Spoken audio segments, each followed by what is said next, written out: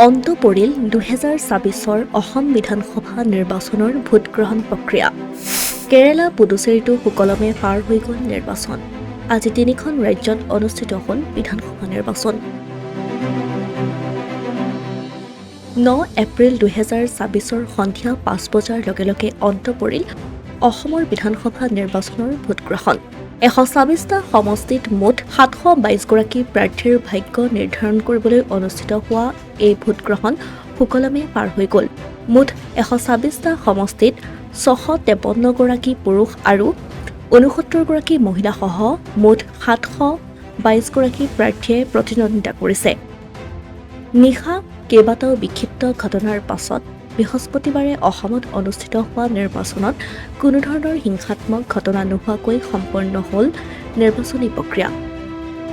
অৱশ্যে ঠায়ে ঠায়ে বিকল হৈছিল EVM। 126টা সমষ্টিৰ বাবে অনুষ্ঠিত হোৱা অসম বিধানসভা নিৰ্বাচনত সমগ্ৰ অসমৰ ভোটদানৰ হাৰ 84.42%। আটাইতকৈ বেছি ভোটদানৰ হাৰ থকা জিলাখন হ'ল দক্ষিণ শালমাৰা আৰু ইয়াত ভোটদানৰ হাৰ আছিল 94.08% আৰু সৰ্বনিম্ন ভোটদানৰ হাৰ থকা জিলাখন হ'ল কাৰ্বি আংলং। ইয়াত ভোটদানৰ হাৰ আছিল 72.94%। ঠিক সেইদৰে আটাইতকৈ বেছি ভোটদানৰ হাৰ থকা সমষ্টিটো হ'ল দলগাঁও। ইয়াত ভোটদানৰ হাৰ হৈছে 84.57% আৰু সৰ্বনিম্ন ভোটদানৰ হাৰ থকা সমষ্টিটো হ'ল আমৰি। ইয়াত ভোটদানৰ হাৰ হৈছে 70.48%। ঠিক সেইদৰে আজি বিধানসভা নিৰ্বাচন অনুষ্ঠিত হোৱা অন্য দুখন ৰাজ্য কেৰালা আৰু পুডুচেৰীতো সুকলমে পাৰ হৈ গ'ল নিৰ্বাচন। 140টা সমষ্টিৰ বাবে অনুষ্ঠিত হোৱা কেৰালামৰ নিৰ্বাচনত ভোটদানৰ হাৰ আছিল 75.01%। আটাইতকৈ বেছি ভোটদানৰ হাৰ থকা জিলাখন হ'ল কোচশিকতে।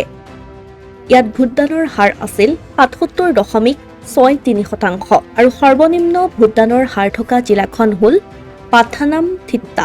ইয়াত ভোটদানৰ হাৰ 70.43%। ঠিক সেইদৰে আটাইতকৈ বেছি ভোটদানৰ হাৰ থকা সমষ্টিটো হ'ল চিত্তুৰ। ইয়াত ভোটদানৰ হাৰ আছিল 81%। আটাইতকৈ কম ভোটদানৰ হাৰ থকা সমষ্টিটো হ'ল কাদুথুৰুথে। ইয়াত ভোটদানৰ হাৰ আছিল 66.81%। সমান্তৰালকৈ 30খন আসনৰ বাবে অনুষ্ঠিত হোৱা পুডুচেৰীৰ নিৰ্বাচনত ভোটদানৰ হাৰ 86.92%। আটাইতকৈ বেছি ভোটদানৰ হাৰ থকা সমষ্টিটো হ'ল মান্নাদিপেট। ইয়াত ভোটদানৰ হাৰ 91.88% আৰু আটাইতকৈ ভোটদানৰ হাৰ কম থকা সমষ্টিটো হ'ল মাহে। ইয়াত ভোটদানৰ হাৰ আছিল 72.36%। Asomiya Pratidin digital desk.